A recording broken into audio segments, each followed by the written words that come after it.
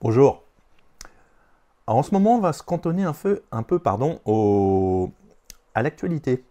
Actualité plus ou moins, mais en fait, ce qui a été fait avant présage de ce qui va être fait à l'avenir. Donc j'ai trouvé très intéressant une série de livres, euh, soit dystopiques, soit de la science-fiction climatique, voilà, ce genre de choses, mais qui sont vraiment très contemporains, en tout cas à mon sens. Donc là, pour le premier, j'ai choisi Cyberpunk, le nouveau système totalitaire, d'Asma Mala, M-H-A-2-L-A, si vous recherchez. Donc c'est paru en septembre là dernier, 2025. C'est un essai donc de cette politologue franco-tunisienne. L'auteur y propose que nous ne sommes plus dans une dystopie de science-fiction, ou du moins que beaucoup de traits décrits dans les récits cyberpunk sont en train de devenir notre présent. Elle décrit ce qu'elle appelle un nouveau système totalitaire cognitif, donc technopolitique. Ce système est hybride, étatique et privé, c'est-à-dire façonné par l'alliance ou la convergence de pouvoirs publics et de géants de la tech. Les principaux éléments de diagnostic de Mala. Donc tout d'abord, le pouvoir ne gouverne plus comme avant, il programme.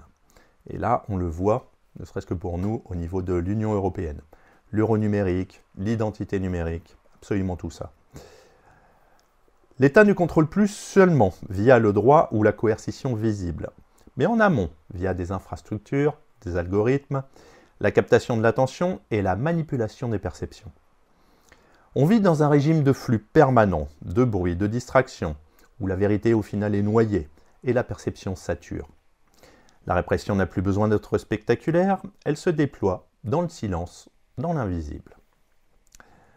En second, les figures symboliques de ce régime. Donc Donald Trump, par exemple, incarnant la dimension spectacle, show politique, disruption, le maintien d'un vacarme politique permanent. Elon Musk, et plus largement tous les gourous de la Silicon Valley. Codant le système, façonnant les infrastructures, les plateformes, les outils, définissant les règles techniques et algorithmiques.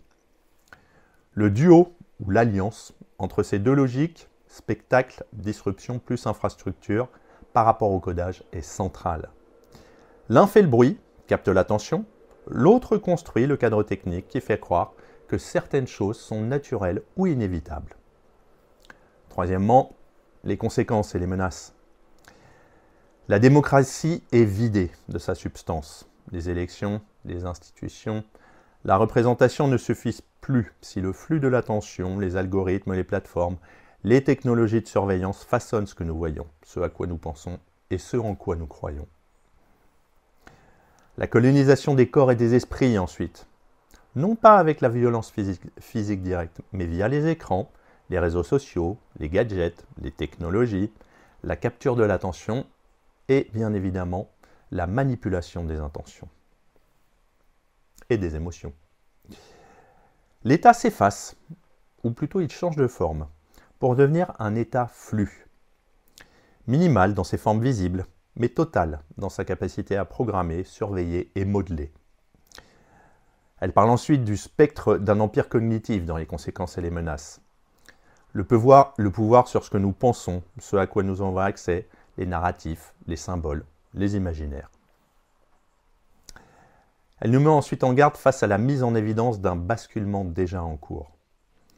Ce n'est pas seulement une hypothèse guidée par la prospective, mais une observation.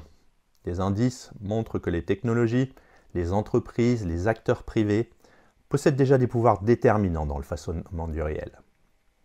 L'Europe apparaît particulièrement vulnérable, en déficit de cap. Elle n'a plus trop de cap. Désorientée face à ces transformations globales. En l'occurrence, l'Europe adore légiférer, par contre elle n'avance pas. Et enfin, les formes de résistance. Même dans ce diagnostic sombre, Mala ne sombre pas dans le fatalisme. Elle propose ce qu'on pourrait appeler un manuel de survie cognitive. Quelques gestes simples, mais essentiels.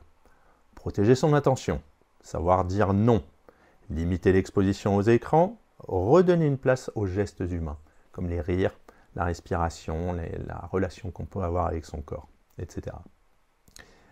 Et ensuite, reprendre la capacité de repolitiser la technologie, c'est-à-dire faire en sorte que soient discutés et contrôlés démocratiquement les infrastructures, les choix algorithmiques, j'ai du mal, pardon, ce qui est codifié comme normal.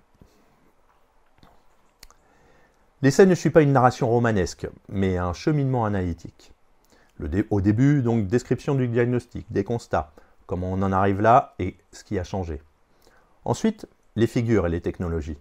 Les exemples concrets, politique spectacle, big tech, plateforme, algorithmes, intelligence artificielle, captation des données, etc.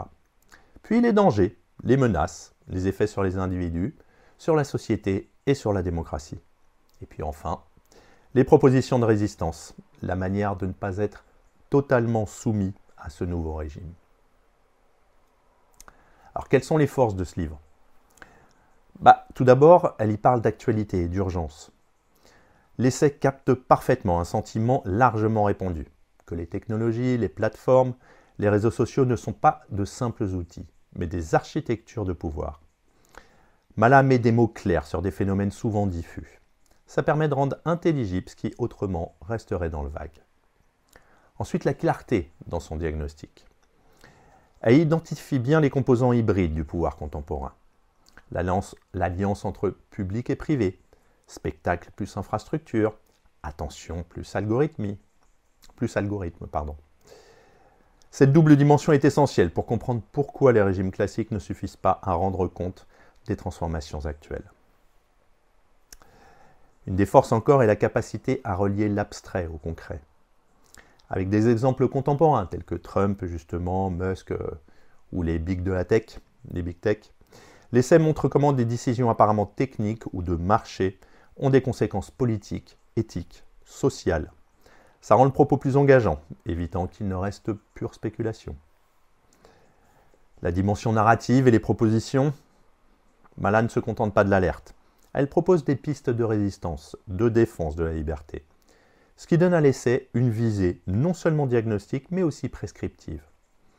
Elle invite à reprendre le contrôle cognitif, à recouvrer notre attention et à redonner sens à des gestes simples. Et enfin le style, très accessible. Même si le sujet est complexe, le livre semble écrit pour un lectorat large, pas uniquement académique, on va dire. Après, il y a eu certaines faiblesses qui ont été mises en avant, comme un risque de généralisation, une potentialité d'hyperbole, ou bien la personnification, la focalisation limitée de l'auteur. Donc, elle y prend donc, comme exemple dans son livre des figures centrales en fait sont Donald Trump, donc, qui est le symbole du show politique, du populisme, du pouvoir de distraction, de l'effet de sidération. Il représente la partie visible de ce nouveau régime totalitaire, celle qui capte l'attention, divise et fabrique le politique spectacle. Elon Musk, et par extension donc les gourous de la Silicon Valley. L'autre face, moins spectaculaire mais plus structurelle, celle qui bâtit l'architecture invisible, les serveurs, les algorithmes, les codes, les plateformes, qui programme ce à quoi nous avons accès et ce que nous consommons.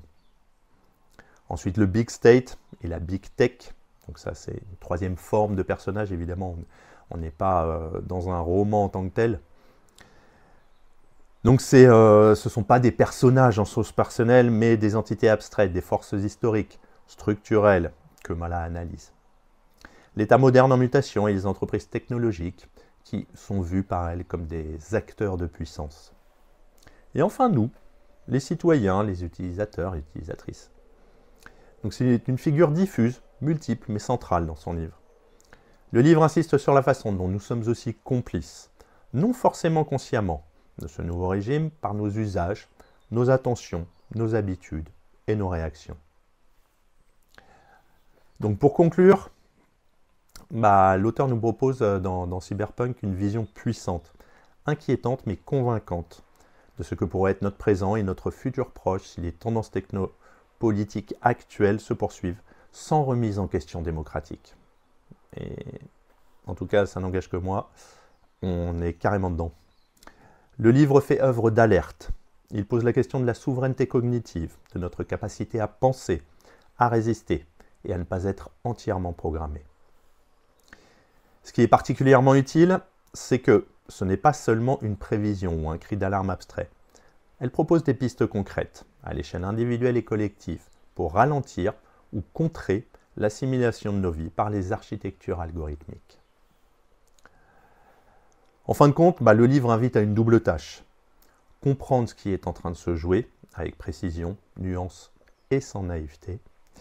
Et enfin, agir, même à petite échelle, pour préserver ce qui fait de nous des êtres humains libres. Notre attention, notre capacité à dire non. Si vous voulez d'ailleurs, il y a un livre sur la chaîne qui en parle, vous tapez juste non. À imaginer un monde autre et à entretenir des liens de corps, de pensée et de relations. À bientôt.